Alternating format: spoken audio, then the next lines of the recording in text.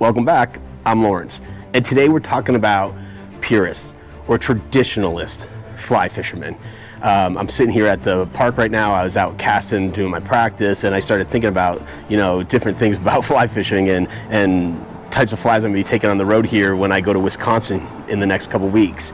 So when I start talking to people or doing research about what a purist is, they come up with these different characteristics. Not to say that they're all linked together necessarily, but there are different characteristics that everybody's thinking of when they think of what a purist fly fisherman is. And so the areas that they've covered with me are, dry fly only, matching the hatch, traditional gear, skepticism to modern techniques, the ethics of presentation, and even down to the catch and release process. So I just want to talk to you about that today, so let's dive into it. The first one is the dry fly only, and this is where I believe this part really is from a purist standpoint, or a traditionalist, because this is where it really started and what they were doing. The idea of taking and getting some natural feathers and furs and creating a fly that you cast out there, it lands on the surface, has a beautiful drift down the river or stream, and you watch this trout just emerge from underneath, come out, break the surface, attack your fly and take it, right? That's just like its best art form of what it is, just getting out there in this quiet place in the nature of things and just really enjoying it, right? So I believe in that, and I would say that I'm partially a purist in that form because I love dry fly fishing. I think watching it is exciting. However, I can't say that that's the only way I'm going to fish, because I won't. The next one is match the hatch. Now, everybody should be matching the hatch no matter what. So to get down to this one in a deeper sense is the idea that they're looking for imitative flies, not attractor flies. So imitative meaning you're getting out there, and if there's a scud under the water, you're trying to tie what really closely imitates a scud or a midge, a stonefly, or whatever you're trying to imitate, that the fly looks as close to that as possible. They're not big on the whole hot spots and sparklies and all this extra stuff. That's just not what they are. Their idea is it's based more on skill, knowledge, and how entomology or bug life really works. That's where the match and the hatch and their mindset works. And I mean, I'll be honest, I used all the attractors as well as the imitative stuff, and so therefore I'm, again, partially a purist and partially not. So I'll go on from there. The next one is traditional gear. Here I definitely am not a purist, and I'll explain why.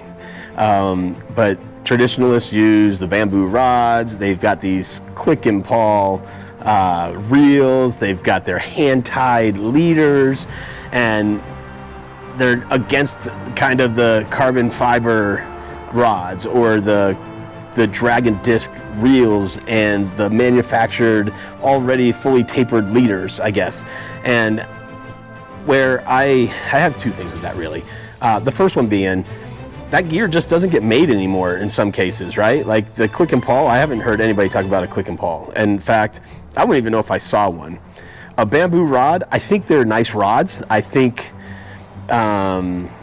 a lot of people want to own one, or they want to build their own and whatnot. But for me, it feels too flimsy for a cast for me. I feel like I'm going to sit there worrying about breaking a rod more than I'm going to enjoy being out there fishing. So like anything though, things evolve, and some techniques or some gear just gets a little bit better or easier. And am I saying don't tie your own leaders? No, go out there. I want to learn how to do it, but it's also okay for me to just go grab a couple leaders and have them already made and tapered, because, well, that's just where I'm at in my journey with fly fishing right now. The next part is the ethics of presentation, and this one I can get on board with. This is more about how you're fly fishing, taking it in the nature, enjoying what you're doing versus, oh my gosh, you should see how many fish I got or the size of this one. So when we're talking about the ethics of presentation, I'm on board, and I'm 100% purist or traditional in this form, because for me, it's really just about getting out there and, for my mindset, healing and enjoying the outdoors, which I thoroughly do. So I'm not a numbers guy, I'm not a size guy. Will I tell people if I caught a big 20-something inch trout? Oh, you better believe I will, because it's still exciting to catch. It's just not my focus point, and I believe that's what it was for them, is not a focus point. The next thing is the skepticism of modern techniques. And when we're talking about modern techniques, we're talking about like Euro nymphing, again, using the attractor pattern flies, and streamers, and different things.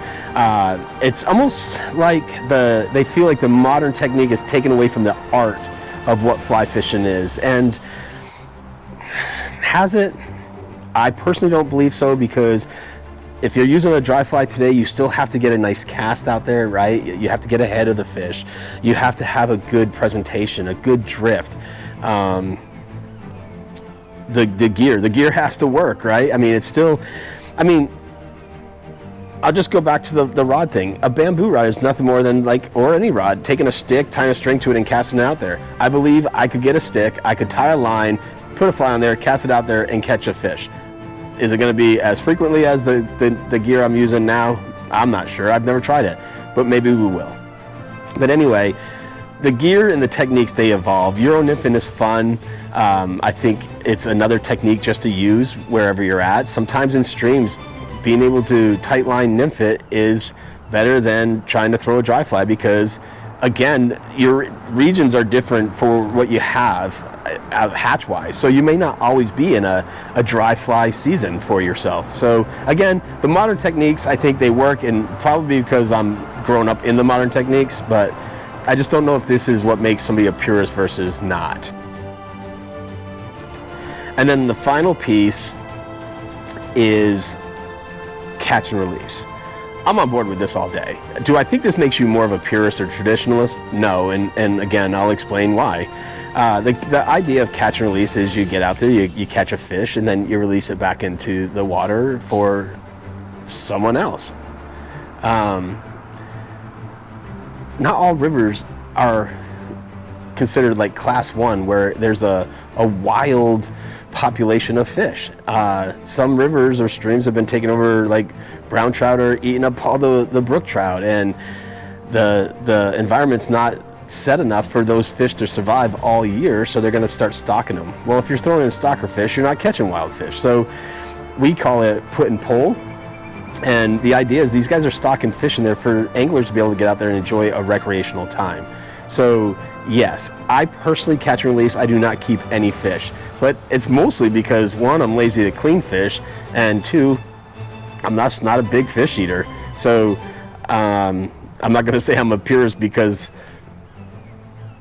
the idea that I believe in something, as much as I just don't eat fish and don't want to clean them, and I don't know. Okay, so here are some final thoughts. Looking at all the 6 characteristics, or 7, or whatever number it was. Am I a purist? Absolutely not. Am I a traditionalist? In some ways.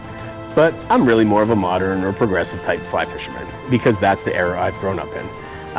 Equally, I understand that gear has moved on. I understand that rivers have changed and the environment is different than it was back in the day.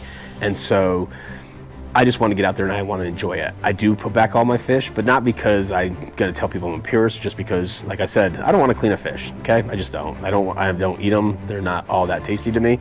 But I don't think it makes me any less of a fly fisherman to say that I'm not a purist. So I would love for you all to subscribe, to like, and definitely comment. I'm curious what your thoughts are on for purists. Are you a purist, a traditionalist, or a progressive modern fly fisherman? So anyway, please comment, let me know your thoughts, and stay tuned for further videos.